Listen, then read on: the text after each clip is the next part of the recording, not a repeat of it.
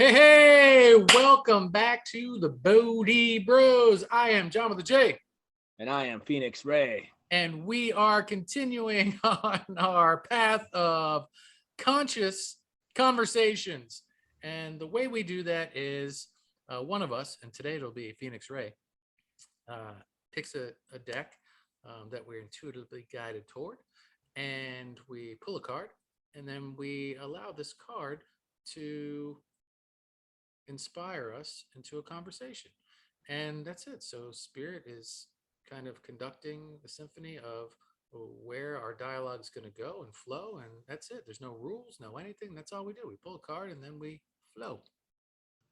So without any further ado, Ray, what do you got for us today? I have a new deck, brand new. New shit! Unopened, fresh in the package. The Enchanted Map Oracle Cards. Ooh, nice. By Colette Baron Reed. So let's open this bad boy up. Dude, I don't know if you can tell because of the sunglasses, but I am so excited. I just can't hide it. That one? No. I have a map. I have a map deck, but not that one. Okay. Yeah. I think mine's called the Enchanted Map Deck. What's that one called? The Enchanted Map Oracle Cards. Oh, maybe it's a newer version. It definitely looks thicker, and the artwork in the box is different than mine. I don't know. Do I have? Oh wait, yeah, mine's right here. Hold on. Let me see. It's right behind me. I just pulled it out of the rhino's butt. Well, it's the same person, it looks like. Is it? It looks like it's the same, but it looks like a different box. Is it Colette Baron Reed? Oh, yeah. Damn. All right. How many? Let's see. Oh my God. I was just gonna ask you the same. 54. Same. Oh my God. Is it the same deck, different box? Dude, let's pull. I think we should both pull a card then. Let's do it together. Let's do it together. Right. Why not? And then we'll. This is a Bodhi Bros first. Is this how your cards look? Your screen froze for a second, so let's just give it a second. I'm shuffling up my deck, banging out the old energy, welcoming in the new, connecting to the heart. Okay, let me see. What does the back of yours look like? I can't see the green screen. All right, mine's kind of different though. Mine has this. All right, maybe it's an updated version. Won't that be some shit? We pull the same card. So we're gonna talk about both cards, or we're gonna just do? Yeah. Let's fuse them together. Why not? All right. Oh, dude, I am jazzed about this. I don't know why I'm so excited, maybe because it's new, it's different. All right, I'm ready when you are, man. All right, you want to pull my card? Should I pull mine first? Let's do it together. Tell me when you're ready to pull, and then we'll just go bang. All right, I'm ready to pull. I'm ready too. 1, 2, 3. Commitment. Oh yeah, they're very different looking. Here's his commitment. Mine is number 51. It is Moonlight. I have number 36, commitment.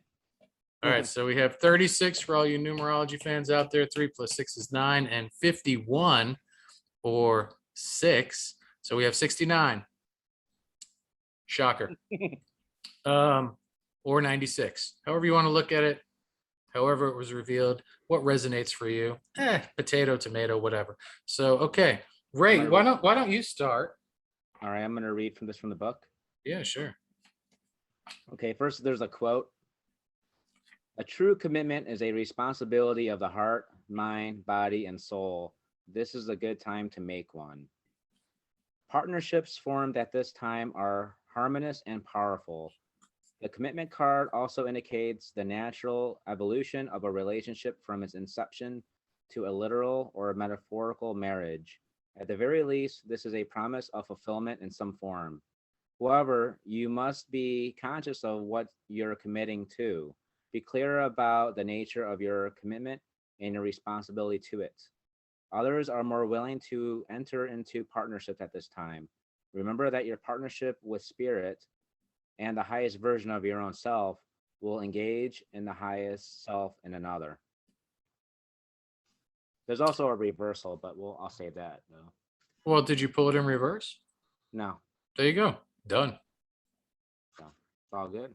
Yeah, man. So I love this. Um, I was supposed to record an episode yesterday or today, maybe tomorrow. Um, I'm doing a series called Talk to Your Wife. It was inspired by my partner who, said, hey, maybe you should do an episode of, she's like, couples just don't talk and husbands don't talk to their wives enough. And, it works in the same way too. Wives don't talk to their husbands enough, but coming from, the male perspective, and I am essentially a husband and it's my show that I'm filming. So Talk to Your Wife is all about, in a nutshell, talking to your wife. And I'm not promoting my show right now. I'm saying that we forget that in our commitment with each other, it's essential to talk to your wife. Ray, what happens in a lot of relationships is we disconnect, or we're like, she's just not understanding me, or he's just not getting me, or why has she got to be that way? Why is he? The way to figure this out is commit to the relationship. And how you do that is you talk to your wife. Like we shut down. We say, oh, we storm out. We go, I'm going for a walk. I'm going, no, you don't leave. You commit to what's not connecting. You commit to each other and you're like, hey, I'm here for you. Or you hear that whole thing like, don't go to bed angry. Yeah, don't do it. If you have to talk till 3 a.m, don't let your head hit the pillow until you've talked to each other enough and you've seen and been heard by one another enough. You've listened intimately, actively, and you've attuned to your partner and given him or her, they, unconditional presence in such a way that they feel safe, contained, and loved again because you've showed up unconditionally for them. It's commitment.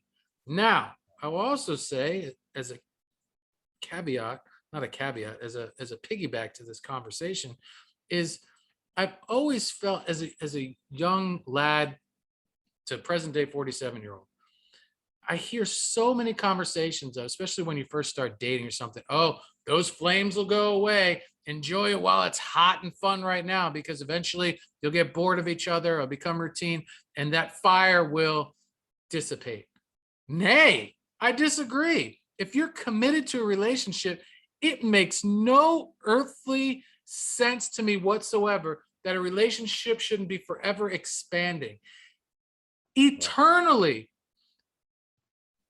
connecting in more intimate ways. The more and more you trust someone, the more and more that you spend time with someone, the deeper and deeper you go into understanding their childhood traumas, their needs, their wants, their likes, dislikes, all this stuff.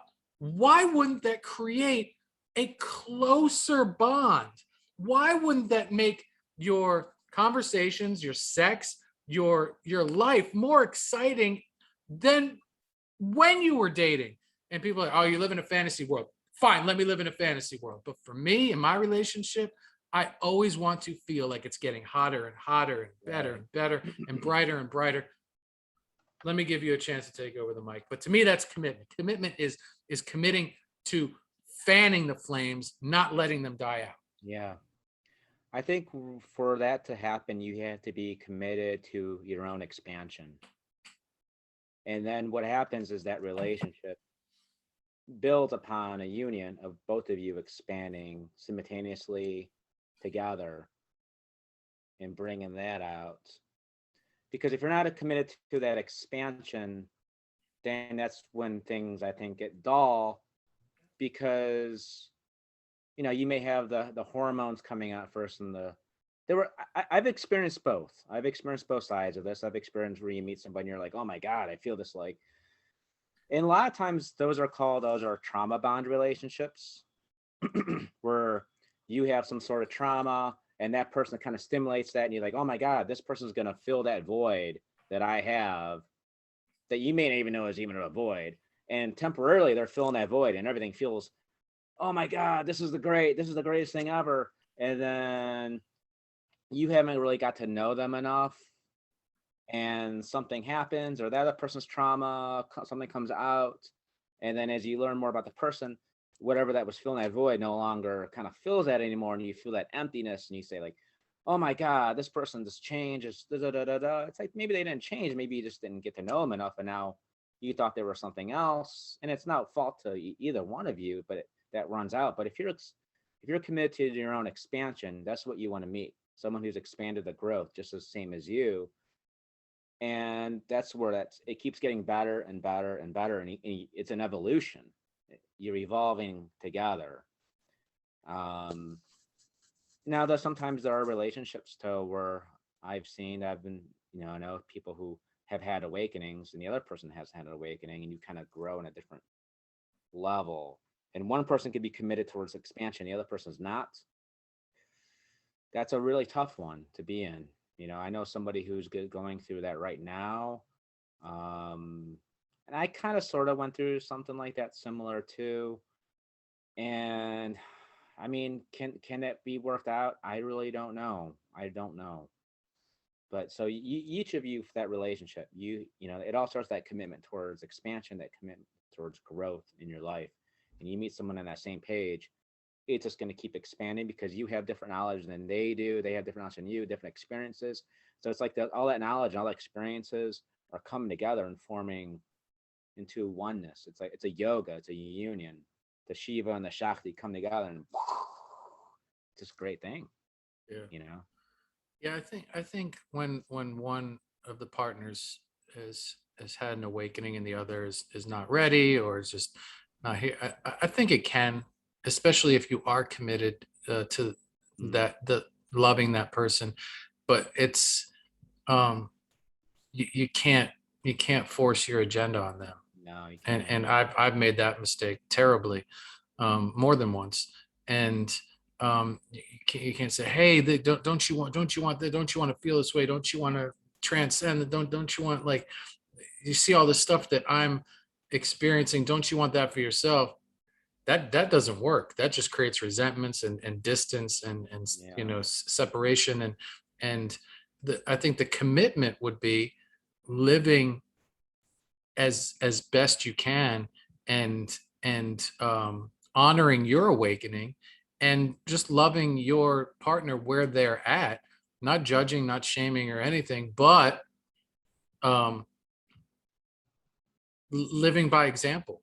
And maybe eventually they're like, man, like, you say you're like losing a bunch of weight, or you're getting all ripped, or you've written a book, you've started a new business, you're doing all these things, and your partner's is like, man, like, he's on fire, like, I want that. Yeah. And he, she, or they'll have all the tools that they need, because you've you've already been hard at work at that. And you could be like, oh yeah, here's an awakening hammer, like, here's a dark night of the soul screwdriver, because you're gonna get screwed with that.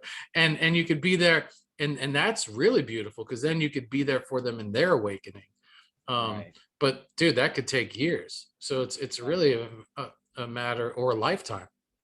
It's a matter Yeah, of how committed you it's a are. case by case situation with that, because you may feel that you've outgrown that relationship. Right. You feel like I need someone who's more on my level, more on the same page, and especially if that person isn't committed towards growth and doesn't want, like, not. I know you can't force your agenda. You're right, but Right. let's say, you say like, oh well, can you read this, or at least be a part of what I'm interested in. Right. And Yeah. sometimes If there's no interest, you're absolutely right. That's a very good point. then it's sort of like, okay, maybe you're gonna have to kind of, maybe you outgrew that relationship. Maybe that relationship has served its purpose, and now it's time Right. to move on. It And, could be. It could be. and maybe, and this is something that's so undervalued or just overlooked, is maybe you become the best fucking friends ever on the planet.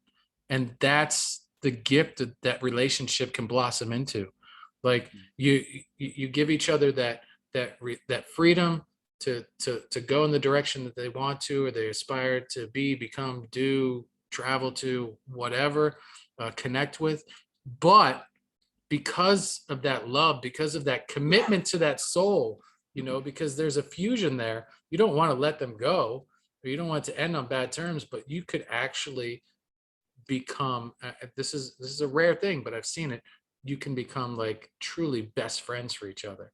because of everything that you've been through and how you navigated to this ending of sorts, but it brought you to the doorway of this newness of this friendship that could actually transcend what you had as romantic partners.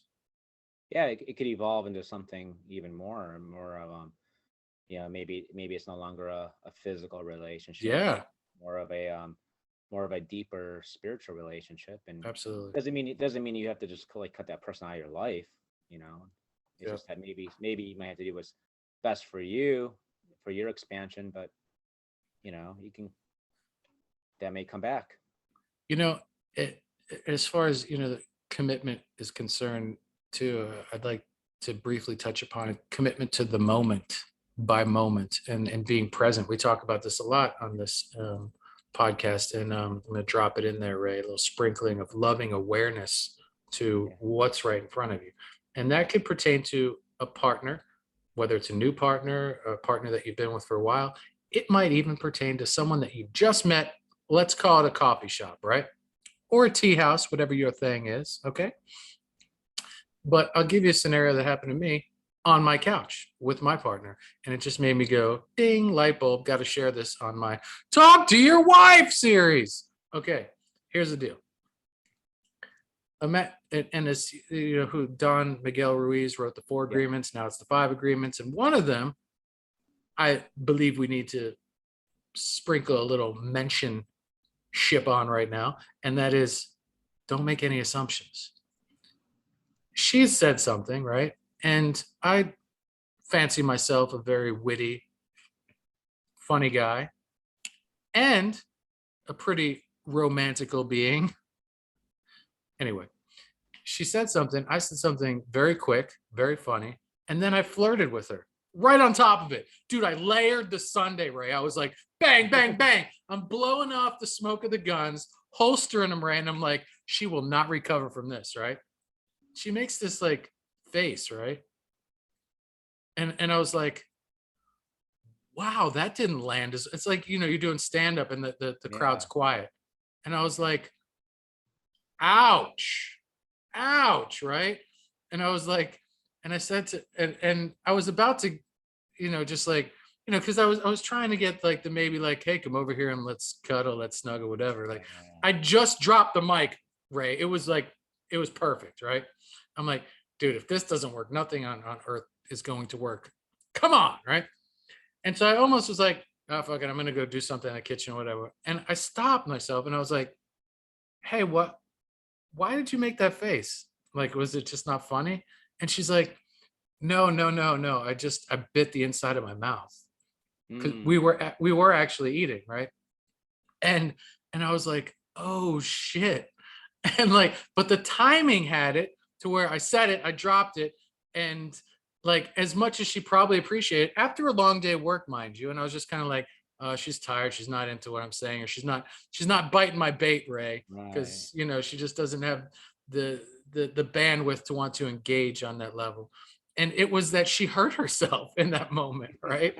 And so imagine you're at a coffee shop or a tea house and you're flirting with whether it's the barista or someone in the table next to you, and you say something and you're like, dude, that was fire, right?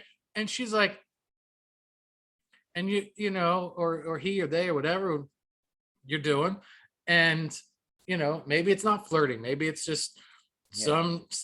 somebody you meet and you're like, hey, this person could be like a cool friend or like Just a different whatever, reaction. whatever, and they make this face like you said something, I don't know, maybe it was political, maybe it was controversial, maybe there's a I zillion get it. maybes, right? Now you could be like, all right, I'm just gonna grab my coffee and go, like, say, hey man, it's good talking to you, bye. Mhm. Or you can stop and be committed to the moment, committed to the truth, committed to opening your heart and building this bridge, this possible lifelong connection, and be like, oh, do you not think that was funny? Or like, ask. It's an uncomfortable question, or like, oh, like, why did you make that face? Like I did on the couch, right? And dude, girl, whomever could be like, no, I just burnt the inside of my mouth with this coffee. It's Yeah. really hot. Right. And like it could be a million things. It's not always about biting your mouth or burning your mouth. Because sometimes if you don't ask, you may end up taking it personal. You Yes. personalize that experience like, oh man, that person's not into me. That person's not thinking I'm funny. That person doesn't really like me. And it really had nothing at all to do with you. It just Right. had to do like, you know, maybe that person was something else was on that person's mind or whatever. There's, a million different reasons why. So if you don't not committed to the moment, you're not gonna like take that chance and have that courage. Like, hey, I saw you had that response. Did I say something offensive or did something bother you or And maybe you did. And it's good maybe you that did? you're asking, because then that brings awareness to like, hey, wow, that this is triggering for this person. It's sensitive, or maybe I shouldn't, talk about stuff like this or say things like that. And it's a moment of an opportunity for growth, Mm-hmm. reflection, No, you whatever. don't know if you don't ask. Right. So I think it's yeah, I'm glad we're having this talk, because I know I personally need to challenge myself in ways Yeah. to make, not to make myself uncomfortable, but to allow myself to step into those areas that might not be so comfortable, so that I can learn more and connect more deeply with people and learn their truth and mine. But like the true truth, not the convenient truth, or, as we were talking about earlier, the shape shifting truths, and the ego stuff and all that stuff that we were talking about before we started recording. But yeah, like really see into the true being of ourselves and each other. And maybe having a commitment to that deepest part of yourself as well and honoring that and doing because a lot of people don't honor themselves and then they get themselves into situations that are harmful, bad relationships, bad situations because maybe we're looking for some sort of love or some sort of acceptance or approval, but we're just going about it in an unwise strategy. Staying in a bad situation longer than we should. Yep. We feel stuck or we think like this or that, but we don't have that commitment to ourselves, to what's I best. I feel that uh, everything that you're saying leads us into this next card. I don't know. I looked down at the book real quick, and I saw like two words, and I was like, dude, everything that Ray's saying and everything that we've talked about, I think this. I'm so glad we pulled two cards, because I don't know. I only saw two words, but I'm like, Okay. I'm get. Are you? Are we? Do you think that I'm we're done. at a good point?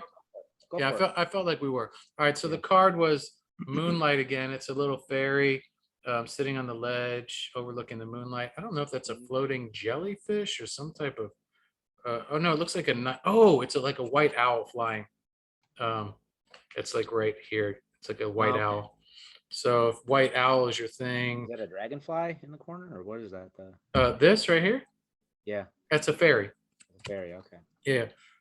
There's some ferns.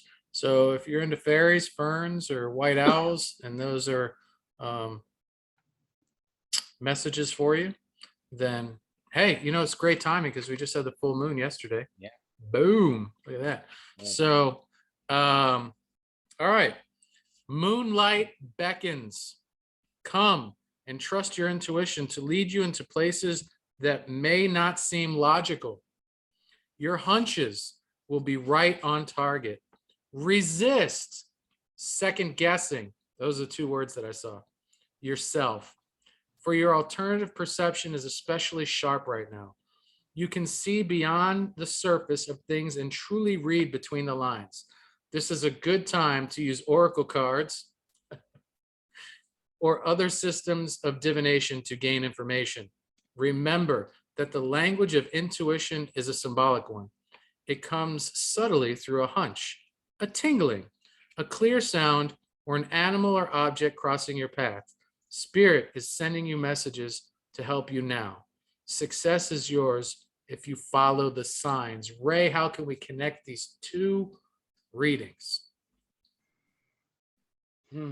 Well, if you have a commitment towards growth and expansion, commitment toward the heart, your well-being, I think it's natural that you're gonna allow, if you're open enough, you're gonna allow that insight to come in, the intuition.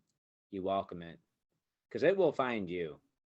The signs, the synchronicities will find you. You don't have to sit there and like look like, oh wait, was that a red car? Because I was like, or you don't Oh strategize this, yeah, yeah, because then your mind can kind of get, all right. like looking for things that aren't really there.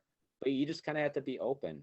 If you're just open to it with an open heart, a loving heart, and an open mind, and you allow the universe to come to you and guide you, and it'll give you like, it'll show you things and show you different possibilities and potentials that maybe you weren't really there. See, as you as you as your consciousness expands, it opens up more possibilities in the moment.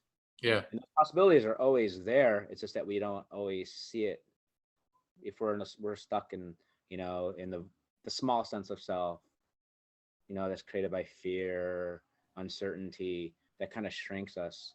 And we don't see the possibilities ahead of us. It's like we're exploring something with a very narrow light, a very narrow flashlight. Our consciousness is very narrow focused, and we don't know, oh my God, I don't know which way to go.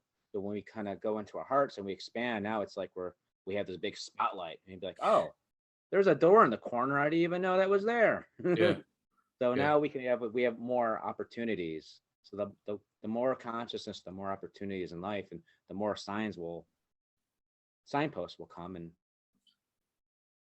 Oh no, I lost Ray. No, cannot hear Ray. No. He'll be back shortly, though, folks. And when he does come back, I'm going to talk about something very special. Probably take about 3, all right. 2, 1. He's back. Okay. So, Well, go I ahead. think it stopped right when I finished. Yeah, it did. And that's I just I was took right when I was done, so I was like, okay. I just took a moment to scream no, stretch the lungs out, Yeah. and say, when you come back, I'm going to mention something very special. Okay. In everything that you were saying, you were painting virtually the picture behind me. When you commit to opening your heart and commit to expansion, the signs come like this crash of rhinos behind me, man.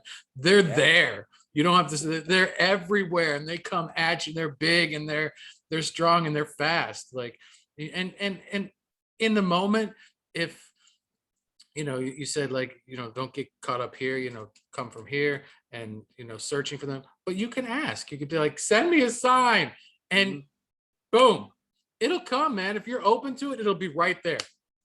Usually seconds, right? Maybe sometimes it takes a little longer depending on what you've asked for, but usually there's a sign. There's something. Now the reading said something subtle. There's always, sometimes it's very flagrant, but it's often very subtle, and you can connect the dots.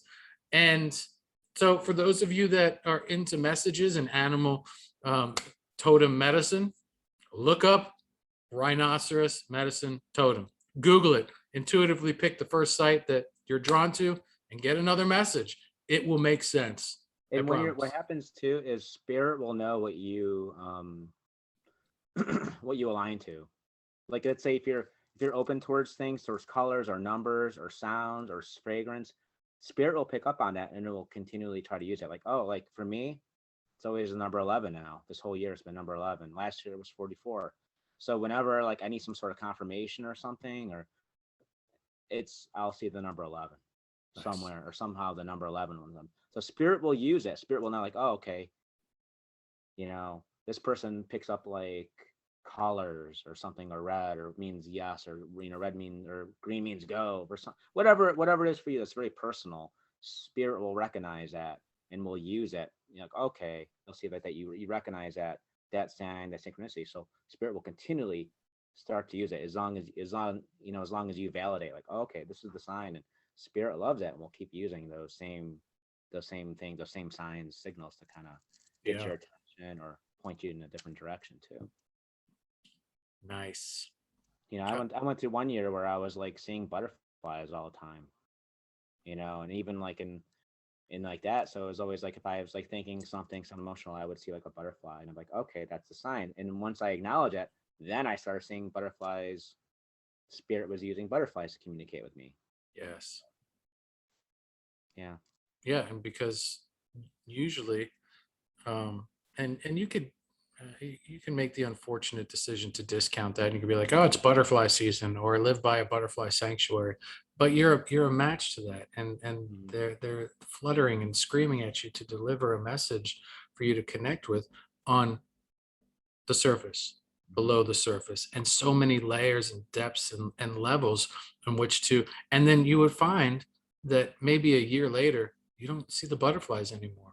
and Hmm. and it could be a moment of sadness, but it could also be a moment of elation, that like, what, like, I'm so glad I got that last year to live next to the butterfly sanctuary. And I looked up what the meaning of butterflies is, and I connect with how they made me feel. And it's not always about what online says or what some book says. It's like what the message is that you feel it brings to you.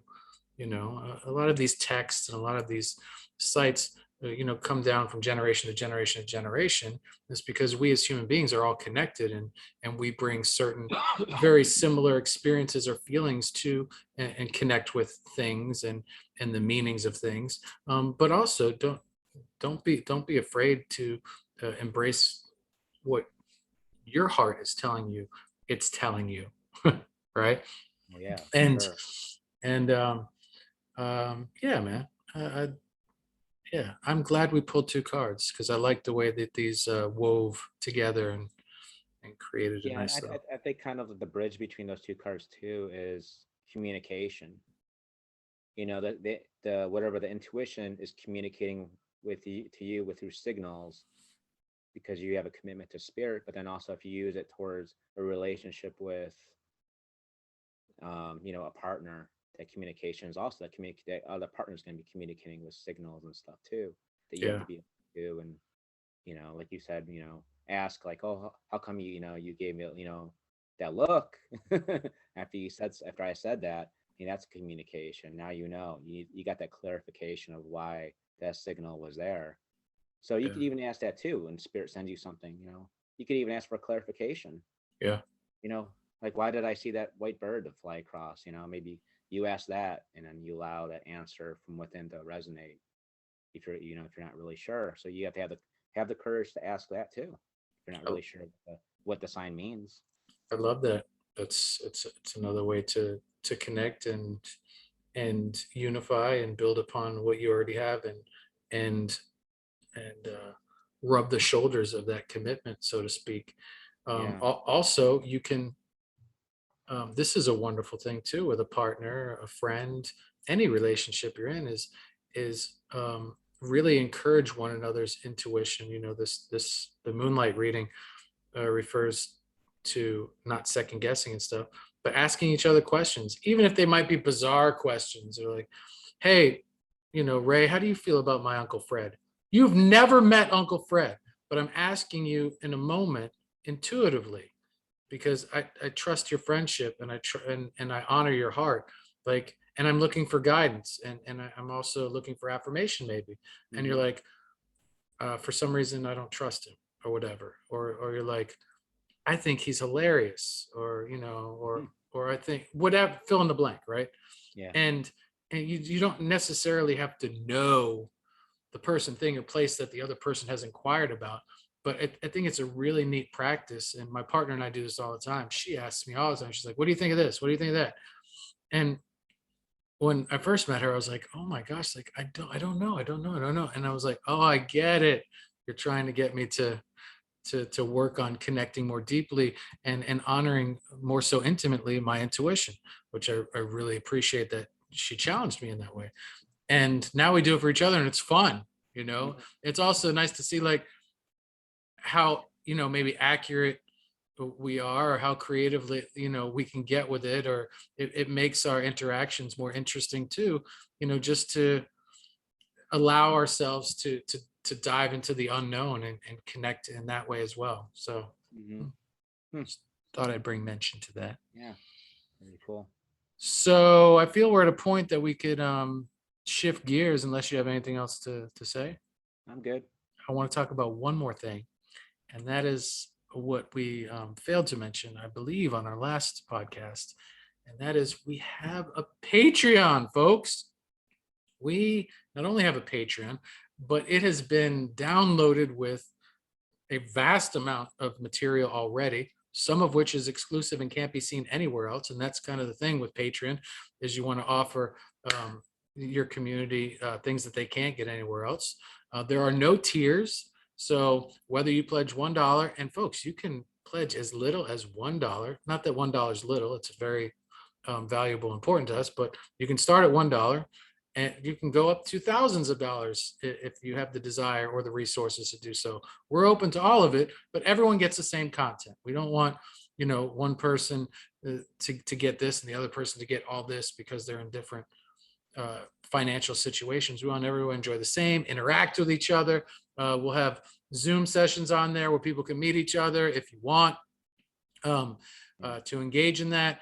Ray's had a lot of great ideas for exclusive content that we can offer on there, and we're going to be, as we get people jumping on board there, we'll be adding more and more and getting more and more creative with that. Today we talked about we now have over 1,000 followers on TikTok, so we can go live. And one of the things that we can do is we can record through Zoom our live on TikTok. And maybe that's, Ray, we didn't talk about this earlier, but maybe that's one of the things that we offer exclusively to Patreon is these live broadcasts that we'll be doing on TikTok. Yeah, that's a great idea. So I think that would be awesome, especially the ideas that we talked about as far as what we'd be doing on the live and the format, et cetera. That'd be great Patreon content that you wouldn't be able to see, experience anywhere else. Do you have anything to? Well, like you even said before, maybe in the future too, we held retreats, and so we would offer, the people who are the subscribers, the first access to getting that information, and maybe getting the tickets to attend this, the first shot at that. So there's a lot of things that we know, a lot of things in the works right now, and plus we'd like to hear your ideas too, of stuff for content. So what you want us for shows or anything else. Sometimes, maybe as it grows, we're going to provide more and more content towards the Patreon subscribers. So that would be our our core audience, really, eventually would be that. So yeah, a lot of exciting stuff. And building that community will help us to be able to ignite these events sooner, because we want to do this even more full time than we already do it. Ray sends me videos almost every day, and I post it on YouTube, I post it on TikTok, and here, Facebook, everywhere. And this is, personally for me, this is my full-time job. We would love this to be our sole source of income if we could one day. And Patreon is a nice foundation to step up upon, to say like, hey, this is a reality. We can do this. We have people following us, supporting us, loving us, and in co-creating with us. I love, Ray likes to use that phrase, and I love that phrase. This life together, and this Bodhi Bros adventure together, and that will include events, but it'll be so much more than that. Yeah, because so as it grows, it becomes our full-time commitment. Then we would have more time to give you more stuff. It just naturally, that's how it would work.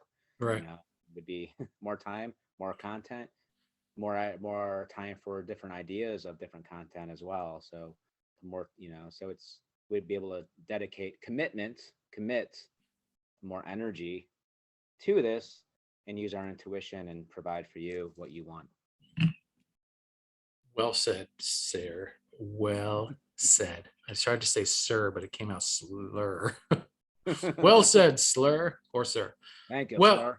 Folks, you can also check us out on our new website. Subscribe to our newsletter. It's not really a newsletter yet, but you'll get notifications on events, on new videos. If we drop a blog or two, you can also submit your ideas there too, if you'd like. If you feel more comfortable doing that than via YouTube or Facebook or whatever, we like to have every outlet available. So it's wordpress.com, the Bodhi Bros. The Patreon is, just go to Patreon and search the Bodhi Bros, or just put patreon.com/the Bodhi Bros. We try to keep it universal throughout. Fortunately, dude, we've been super fortunate. Every site, everything that I've signed up for, whether it's TikTok, Patreon, Linktree, we just made a Linktree, and go to Linktree and see all of our links. The Bodhi Bros. I've never had to compete. We didn't have to be Bodhi Bros 12 or Bodhi Bros 1 or it's always the Bodhi Bros has been available. And we and that's kind of like our commitment to you guys is we want to be even more available, as Ray said, than we already are. So let's work together. Let's build this thing. We do.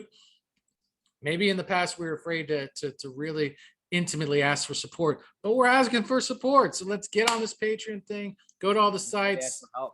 Yeah, it's okay to ask for help. And please let us all not forget. Talk to your wife. All right. I am John with a J. I'm Phoenix Ray. We'll see y'all next time. Thank you. From our hearts to yours. We appreciate you. We love you. Thank you for coming out and watching this wacky thing unfold. We're out.